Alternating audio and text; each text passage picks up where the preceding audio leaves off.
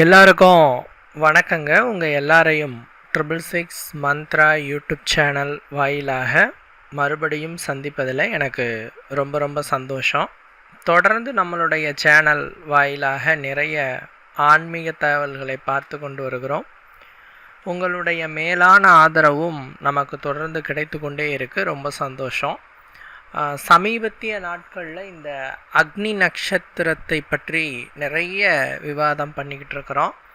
அக்னி நட்சத்திரம்னா என்ன, அந்த காலகட்டத்தில் செய்யக்கூடியவை என்ன, செய்யக்கூடாதவை என்ன, செய்யக்கூடிய பூஜைகள் என்னென்ன அப்படிங்கிறத பற்றி விளக்கமாக பார்த்துக்கிட்டு இருக்கிறோம். அந்த வரிசையில் இந்த வீடியோவில் நாம் பார்க்கக்கூடிய தகவல் என்னென்னா, அந்த அக்னி நட்சத்திர காலத்தில் அக்னி தேவனுக்கு உரிய ஒரு 7 நாள் பூஜை ஒன்று இருக்குது. அதை நான் சொல்கிறேன். இதை நீங்கள் செய்கிறச்ச இந்த 7 நாள் முடிவுக்குள்ளாரையே உங்களுக்கான அனைத்து விதமான க்ஷேமங்களும் வந்தடையும், தேவைகளும் பூர்த்தியாகும், செல்வ வளம் உங்களுக்கு பெருகும். சரிங்களா? அது என்னங்கிறத நான் சொல்கிறேன். இந்த 2026ஆம் வருடம் அக்னி நட்சத்திர காலமாகப்பட்டது மே மாதம் 4ஆம் தேதி தொடங்கி மே மாதம் 28ஆம் தேதி வரை இருக்குது. ஆக மொத்தத்தில் 25 நாட்கள் இந்த அக்னி நட்சத்திர காலம் அப்படின்னு சொல்கிறோம். உங்களுக்கு ஜோதிட ரீதியாக சொல்லணும்னா, சூரியன் பரணி நட்சத்திரம் 3ஆம் பாதத்தில் நுழைந்து கிருத்திகை நட்சத்திரத்தை முழுமையாக கடந்து ரோஹிணி நட்சத்திரத்தின் முதல் பாதம் வரை பயணிக்கும் காலத்தை தான் நாம் அக்னி நட்சத்திர காலம் அப்படின்னு சொல்கிறோம். இந்த காலத்தில் அக்னி தேவரினுடைய முழு பலமும் வெளிப்படும். இந்த சமயத்தில் நாம் அக்னி தேவரை பூஜை செய்கிற பட்சத்தில் நமக்கு அளவு கடந்த நன்மைகள் கிடைக்கும். அக்னி தேவருடைய பூஜை அப்படிங்கிறச்ச அது 7 நாள் வரும். சரிங்களா? அதாவது பார்த்திங்கன்னா, இந்த அக்னி அப்படிங்கிறது தான் உலக உயிர்கள் அத்தனைக்கும் சாராம்சம் ஒன்று. ரெண்டாவது, மனிதர்களுக்கும் தேவர்களுக்கும் தூதுவராக விளங்கக்கூடியவர் அக்னி. நம்ம கோயிலுக்கு போகிறோம், விளக்கேற்றி வச்சு சுவாமியை பிரார்த்தனை பண்ணுறோம். அதே மாதிரி நம்ம சுவாமிக்கு ஏதாவது கொடுக்க நினச்சோம்னா அந்த காலத்திலலாம் யாகம் செஞ்சு அந்த யாகத்தில் எல்லாத்தையும் போடுவாங்க. பிகாஸ் என்னென்னா, அந்த அக்னி தேவர் இடத்துல நம்ம எதை கொடுத்தாலும் அது ஸ்ட்ரெயிட்டாக இறைவனிடத்தில் போகும் அப்படிங்கிறது ஒரு நம்பிக்கை. அதே மாதிரி கோயிலில் தீபம் ஏற்றி வச்சு சுவாமியை வழிபாடு செய்கிறச்ச நம்மளோட வேண்டுதல் அக்னி தேவன் மூலமாக இறைவனிடத்தில் செல்லும் அப்படிங்கிறது நம்பிக்கை. அதனால தான் பூஜைகள் செய்யும் போதும் பிரார்த்தனைகள் செய்யும் போதும் தீபங்கள் ஏற்றி வைத்து வழிபாடுகளை மேற்கொள்ளுங்கள் அப்படின்னு சொல்கிறது. அதே நேரத்தில் இறைவனை கூட நெருப்போடு தான் ஒப்பிட்டோம். பஞ்சபூதங்களில் மற்ற பூதங்களோடு இறைவனை ஒப்பிடலை, நெருப்புங்கிற பூதத்தோடு தான் ஒப்பிட்டோம். காரணம் என்னென்னா, நெருப்பு என்பது தானும் சுத்தமாக இருக்கும், தன்னோடு சேரும் அத்தனையும் சுத்தப்படுத்தும். எவ்வளவு அசுத்தமான பொருட்கள் தன்னில் சேர்ந்தாலும் அதை சுத்தமாக்கும் தன்மை நெருப்புக்கு மட்டுமே இருக்குது. அதனால தான் நெருப்பை யாராலும் அசுத்தப்படுத்த முடியாதுன்னு சொல்கிறது. இறைவன் அவ்வளவு தூய்மையானவன் என்பதை உணர்த்தும் விதமாகத்தான் ஆண்டவனை நெருப்போடு நாம் ஒற்றுமைப்படுத்தி சொன்னோம். வள்ளலார் கூட அதே தான் சொல்கிறார். இறைவன் ஒருவனே, அவன் ஜோதி வடிவானவன் அப்படின்னு சொல்கிறார். இன்னொன்று, அனைத்து உயிர்களையும் காத்து தக்க வைத்து கொள்பவர் அக்னி பகவானுங்கிற கூற்றும் இருக்குது. அதாவது இந்த அக்னி தேவர் தான் நம்மளுடைய உடலில் இருக்கிற உயிரை பிடிச்சி வச்சிட்ருக்கிறாரு அப்படிங்கிறதும் இருக்குது. ஏன்னா உடலில் சூடு இல்லைன்னா என்ன ஆகுங்க, உயிர் போயிடும். ஸோ நம்மளோட உடல் சூடு தான் உயிரினுடைய ஆதாரம். அதனால் அக்னி தேவருக்குரிய வழிபாடு பூஜைகள் நாம் மறைமுகமாக தினமும் செஞ்சுட்டு தான் இருக்கோம். டெய்லி தீபம் ஏற்றி பிரார்த்தனை பண்ணுறோம். அதே மாதிரி வீட்டில் சமையல் பண்ணுறச்ச யாரும் அக்னியை அவமதிக்கிறது இல்லை. புனிதமாக அக்னிக்கு நம்ம கும்பிட்டு செய்கிறோம். அடுப்பு இருந்தது, நான் என்ன சொல்ல போனால், இன்றைக்கி கேஸ் வந்துருச்சு. கேஸ் வந்தாலும் கூட அதை நம்ம ரொம்ப பவ்யமாக தான் கையாளுறோம். பட் நாங்கள் கிராமங்களில் இருக்கிறச்ச முன்னாடி அடுப்பு மேலே தெரியாமல் உக்காந்தாலோ தெரியாமல் கால் பட்டாலோ எங்கள் அம்மாவும் பாட்டியும் ரொம்ப திட்டுவாங்க. ஏடா அது லக்ஷ்மிடா, அது அது மேலே உட்காரலாமா, அதில் கால் படலாமா அப்படின்னு சொல்லுவாங்க. ஏன்னா அக்னியை உண்டாக்கும் அடுப்புக்கே நம்மளுடைய தமிழர்கள் அவ்வளவு மரியாதை கொடுத்தாங்க. அப்போது அக்னிக்கு நம்மளுடைய தமிழர்கள் எவ்வளவு மரியாதை கொடுக்குறவங்க. அதனால் நெருப்பு என்பது நம்மளுடைய வாழ்க்கையில், அதாவது மனிதனினுடைய ஜனனமும் நெருப்பிலிருந்து தொடங்குது, அவனுடைய இறுதியும் அந்த தீயிலேயே முடியுது. ஏன்னா ஒரு குழந்தை பிறக்கிறச்ச அந்த தாயினுடைய உடல் சூடு ரொம்ப அதிகமாக இருக்கும். ஸோ அது வந்து ஹீட்டில் தான் பிறக்குது, கடைசியாக அது அக்னிக்கு தான் போகுது. இந்த மாதிரி மனிதனின் முதலும் முடிவும் அக்னி அப்படிங்கிறத நாம் மறந்துடக்கூடாது.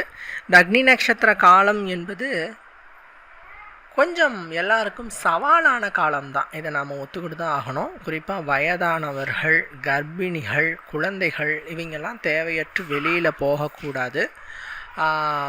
தேவையான அளவு தண்ணீரை குடிக்கணும். இன்றைக்கி தண்ணீரை யாரும் குடிக்கிறதில்ல பெருசாக. கண்டிப்பாக தேவையான அளவு தண்ணீர் அனைவரும் குடிக்க வேண்டும். அதே நேரத்தில்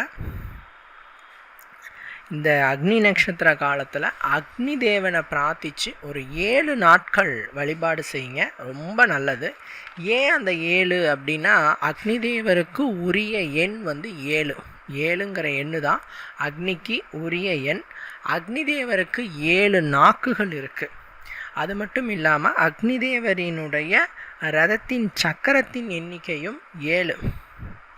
சரிங்களா? அதே மாதிரி ரிக் வேதத்தில் 7 மடங்குகளாகத்தான் அக்னி தேவரை நாம் போற்றுகிறோம்.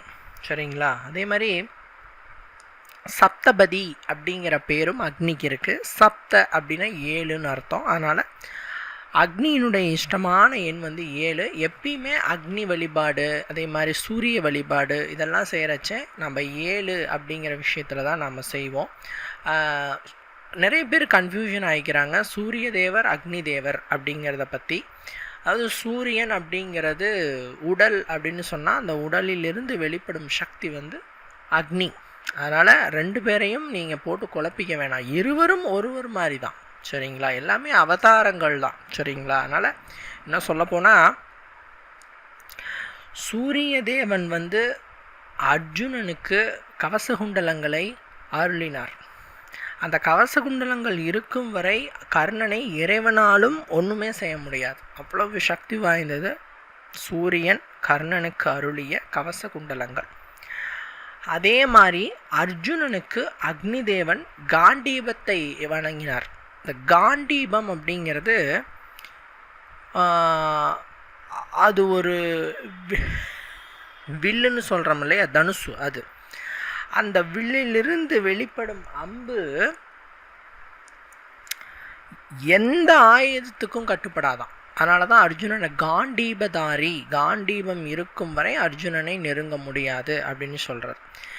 இது எதுக்காக சொல்கிறோம் அப்படின்னா, அந்த இவருக்கு சக்தி கொடுக்குறவர் சூரியன், யாருக்கு? கர்ணனுக்கு. அர்ஜுனனுக்கு சக்தி கொடுக்குறவர் யாருன்னா அக்னி. அப்போது இருவருக்குமே நெருப்புங்கிற சக்தி தான் ஆதாரமாக இருக்குது. ஸோ அப்பேற்பட்ட அக்னி தேவரை நாமளும் பூஜை செஞ்சு வழிபாடு செய்கிறச்சே நமக்கும் அளவு கடந்த நன்மைகள் நிச்சயமாலும் கிடைக்கும். அந்த அக்னி தேவரை நாம் எப்போ வேணாலும் பிரார்த்திக்கலாம். அப்படின்னாலும் அக்னி நட்சத்திர காலத்தில் பிரார்த்தித்தோம்னா ரொம்ப நல்லது. இந்த மே 4லேருந்து மே 28 வரைக்கும் இடைப்பட்ட 25 நாட்களில் எந்த ஒரு 7 நாட்களையும் நீங்கள் தேர்வு செஞ்சுக்கலாம். 7 நாட்கள் தொடர்ச்சியாக தேர்வு செய்யுங்க. இப்போது இன்றைக்கி திங்கக்கிழமை அப்படின்னு சொன்னால் அடுத்த ஞாயிற்றுக்கிழமை வரைக்கும் செய்கிற மாதிரி நீங்கள் வச்சு நீங்கள் செய்யணும்.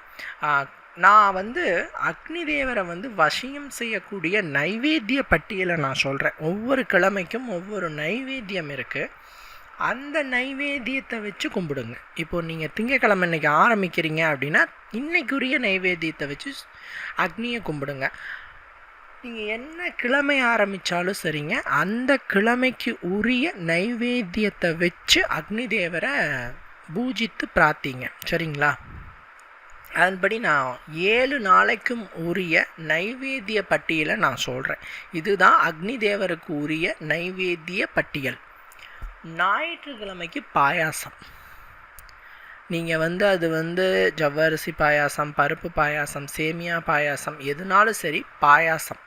ஞாயிற்றுக்கிழமை நீங்கள் பூஜை பண்ணுற மாதிரி இருந்தால், திங்கக்கிழமை பசும் பால், செவ்வாய்க்கிழமை தயிர், புதன்கிழமை தேன், வியாழக்கிழமை நெய், வெள்ளிக்கிழமை சர்க்கரை, சனிக்கிழமை தயிர் சாதம். சரிங்களா? இந்த 7 நாளுக்கும் இந்த 7 நைவேத்தியம் இருக்குது. என்னென்ன கிழமையில் ஆரம்பிக்கிறீங்களோ அந்த கிழமைக்கு உண்டான நைவேத்தியத்தை தயார் பண்ணி ஒரு பாத்திரத்தில் அல்லது இலையில் வச்சு அக்னி தேவரை கும்பிட்றச்சே ஒன்றும் பிரச்சனை இல்லை. ஒரு தீபத்தை ஏற்றி வச்சு கும்பிட்டாலே அது அக்னி தேவரை வணங்கின மாதிரி. ஸோ நீங்கள் ஒரு இலையை பரப்பிட்டு அதில் இந்த நைவேத்தியத்தை வச்சு கும்பிட்டுக்கோங்க. பானகம் வைக்கிறது சிறப்பு. ஏன்னா இந்த அக்னி நட்சத்திர காலத்தில் இறைவனுக்கு பானகம் வைக்கிறது, டெய்லி வைக்கிறதும் சிறப்பு. இந்த அக்னி நட்சத்திர காலத்தில் செய்யக்கூடிய அக்னி தேவர் பூஜையில் அந்த 7 நாளும் பானகம் வைக்கிறது சிறப்பு. நான் பானகம் எப்படி தயார் பண்ணணும்னு நான் முன்னாடி சொல்லியிருக்கேன், இன்னொரு முறை கூட சொல்கிறேன். ஒரு சொம்பு தண்ணி, ஒரு கட்டி வெல்லம், ஒரு 2 ஏலக்காய், ஒரு எலுமிச்சப்பழம். அதாவது நீங்கள் ஒரு சொம்பு தண்ணி ஊற்றிட்டு அதில் ஒரு ஒரு அரை மூடி எலுமிச்சம்பழம் பிழிஞ்சால் கூட போதும். 2 சொம்பு தண்ணினா ஒரு எலுமிச்சம்பழம் பிழிஞ்சால் போதும். வெல்லம் ஒரு ஒரு ஒரு சுவைக்காக நல்ல சர்க்கரை சுவை, அதாவது இனிப்பு சுவை நல்லாவே இருக்கலாம், தப்பு இல்லை. நல்லா ஒரு கட்டி வெல்லத்தை போட்டுட்டு கரைச்சிக்கோங்க. 2 ஏலக்காயை இடித்து போட்டுக்கோங்க, மிக்ஸ் பண்ணிக்கோங்க. இது பேர் பார்த்திங்கன்னா பானகம் அப்படின்னு சொல்கிறதுங்க. இந்த பானகத்தை நீங்கள் வந்து சுவாமி படத்துக்கு முன்னாடி வச்சு கும்பிட்றது ரொம்ப நல்லது. நீங்களும் அருந்துறது ரொம்ப நல்லது. சுவாமிக்கு வச்சு அந்த நைவேத்தியத்தை நீங்களும் அருந்துறது ரொம்ப நல்லது. அதே மாதிரி 7 நெய் தீபங்கள் ஏற்றி வைத்து அக்னியை பிரார்த்தனை பண்ணணும். இந்த 7 நெய் தீபம் அப்படிங்கிற நான் முன்னாடியே சொன்னேன், 7 வந்து அக்னிக்கு உரிய ஒரு எண் அப்படின்னுட்டு. ஸோ 7 அகல் விளக்குகளில் நெய் தான் வந்து அக்னிக்கு ரொம்ப இஷ்டம். நீங்கள் யாகங்களில் எத்தனையோ பதார்த்தங்களை போட்டாலும் கூட நெய்யை போடுறது தான் ரொம்ப விசேஷமாக கருதப்படுது. ஸோ பசு நெய் 7 அகல் விளக்குகளில் பசு நெய் இட்டு, சாதாரண பஞ்சுத்திரியே போட்டுக்கலாம். பஞ்சுத்திரி போட்டுட்டு தீபம் ஏற்றிட்டு அக்னிக்கு பிடித்த மலர்கள் அப்படின்னு சொல்கிறச்ச வாசம் மிகுந்த சிவப்பு நிற மலர்கள், அதாவது வாசம் மிகுந்த சிவப்பு நிற மலர்கள், இதை நீங்கள் வந்து படைத்து நீங்கள் வந்து சுவாமியை வந்து கும்பிடலாம். இல்லைங்கிற பட்சத்தில் சிவப்பு நிற பூக்கள், வாசமற்ற சிவப்பு நிற பூக்கள், இப்போ ரோஜா, செம்பருத்தி, அதேமாதிரி தாமரை, இதெல்லாம் பார்த்திங்கன்னா வாசமற்ற சிவப்பு நிற பூக்கள் அப்படின்னு சொல்கிறது. நீங்கள் வாசமுள்ள சிவப்பு நிற பூக்களும் விசேஷம், வாசமற்ற சிவப்பு நிற பூக்களும் விசேஷம். இப்படி நீங்கள் அக்னிக்கு இந்த மலர்களை சாற்றிட்டு ஓம் நமச்சிவாய அப்படிங்கிற மந்திரத்தை 108 முறை குறைஞ்சது பாராயணம் பண்ணுங்கள். அதிகபட்சமாக 1008 முறை பாராயணம் பண்ணுங்கள். ஏன் இந்த ஓம் நமச்சிவாய அப்படிங்கிற மந்திரம் அப்படின்னா, ஏன்னா அக்னிக்குன்னு தனியான காயத்ரி மந்திரங்கள், அவருக்குரிய மூல மந்திரங்கள் எல்லாம் இருந்தாலும் கூட இந்த ஓம் நமச்சிவாய மந்திரத்துக்கான விசேஷம் என்ன அப்படின்னு கேட்டிங்கன்னா, அதாவது ரவியும் மதியும் இணைந்தவர் சிவன். அதாவது சிவனோட ஒரு பாதி ரவியா, இன்னொரு பாதி மதின்னு சொல்கிற சந்திரனா. ரவின்னா சூரியன் அர்த்தம், மதினா சந்திரனா அர்த்தம். இந்த சிவனே 2 பாகமாக 2 பேருக்கும் ஒதுக்கிட்டார். எப்படி சிவபெருமான் தன்னுடைய இடப்பாகத்தை உமையவளுக்கு கொடுத்தாரோ, அதே மாதிரி சூரிய சந்திரர்களுக்கு சிவபெருமான் தன்னுடைய உடல் பாகத்தை கொடுத்து விட்டார். அதனால் நீங்கள் சூரியனை வழிபட்டாலும் சரி, சந்திரனை வழிபட்டாலும் சரி, அக்னியை வழிபட்டாலும் சரி, ஓம் நமச்சிவாயங்கிறது தான் மூல மந்திரம். சரிங்களா? ஸோ ஓம் நமச்சிவாய மந்திரத்தை சொல்லுங்கள். இந்த மந்திரத்தை சொல்கிறச்சே உங்களுடைய விருப்பங்கள் நிறைவேற வேண்டுமாய் இறைவனிடத்தில் பரிபூர்ணமாக வேண்டி கொண்டு சொல்லுங்கள். நீங்கள் என்ன விருப்பங்கள் வேணாலும் வைக்கலாம். பொதுவாக அக்னி தேவரை வழிபாடு செய்கிறச்சே தடைப்பட்ட காரியங்கள் நிறைவேறும், தோஷங்கள் நீங்கும். பொதுவாக ஜோதிட ரீதியாக ஏதாவது தோஷம் இருந்தால், கல்யாணம் ஆகாமல் இருக்கிறவங்களுக்கு, குழந்தை இல்லாமல் ரொம்ப நாள் காத்துட்டு இருக்கிறவங்களுக்கு, அதே மாதிரி சுபகாரிய தடை, வீடு வாங்க முடியல, நிலம் வாங்க முடியல, இந்த மாதிரி சுபகாரிய தடை இருந்துட்டு இருக்கிறவங்களுக்கு இந்த மாதிரி நிறைய விஷயங்கள் சொல்லிகிட்டே இருக்கலாம். சரிங்களா? இப்படி சுபகாரிய தடை நீங்கணும், தோஷம் விலகணும், தடைப்பட்ட அத்தனையும் தடை இல்லாமல் நிறைவேற வேண்டும் அப்படின்ட்டு இந்த ஒரு வழிபாட்டை நீங்கள் செய்யுங்க. அனைத்து ராசியினரும் செய்யலாம். இவர்கள் தான் செய்யணும், அவர்கள் தான் செய்யணும்னு எல்லாரும் செய்யலாம். பெண்கள் ஆண்கள் என எல்லாரும் செய்யலாம். இதுக்கு ஏதாவது கட்டுப்பாடு வேணுமா அப்படின்னா கண்டிப்பாலும் கட்டுப்பாடு வேண்டும். அக்னி தேவருக்கு பூஜை பண்ணுறீங்க அப்படின்னா உங்களோட மனமும் உங்களுடைய உடலும் சுத்தமாக இருக்கணும், வீடு சுத்தமாக இருக்கணும், அசைவம் புழங்கக்கூடாது, போதை வஸ்து சாப்பிடக்கூடாது, தாம்பத்தியம் இருக்கக்கூடாது. 7 நாட்கள் காலையும் மாலையும் விளக்கேற்ற வேண்டும். நீங்களும் குளிச்சுக்கணும், காலையில் குளிச்சுக்கணும், ஈவினிங்கும் நீங்கள் குளித்து கொள்ள வேண்டும். இந்த ஓம் நம சிவாய மந்திரத்தை ஜெபம் பண்ணுறச்சு தாமரை மணி மாலை பயன்படுத்தினீங்கன்னா ரொம்ப விசேஷம். ஏன்னா சூரியனுக்கு உகந்தது தாமரை மணி மாலை, அக்னிக்கும் உகந்தது தாமரை மணி மாலை. ஸோ அதை நீங்கள் பயன்படுத்தினீங்கன்னா ரொம்ப உகந்தது. ஸோ கண்டிப்பாலும் இந்த வீடியோவில் நிறைய தகவல்கள் பார்த்தீங்க. இந்த அக்னி நட்சத்திரத்தில் ஒரு 7 நாட்கள் அக்னிக்கு பூஜை செய்து என்னென்னலாம் நீங்கள் பெற வேண்டும் என நினைக்கிறீர்களோ அத்தனையையும் பெற்றுக்கொள்ளுங்கள். கட்டாயம் அவர் அருள்வார். இந்த வீடியோ உங்களுக்கு பயனுள்ள வகையில் இருந்திருக்கும் நான் நம்புகிறேன். மற்றும் ஒரு பதிவில் சந்திக்கலாம். நன்றி, வணக்கம்.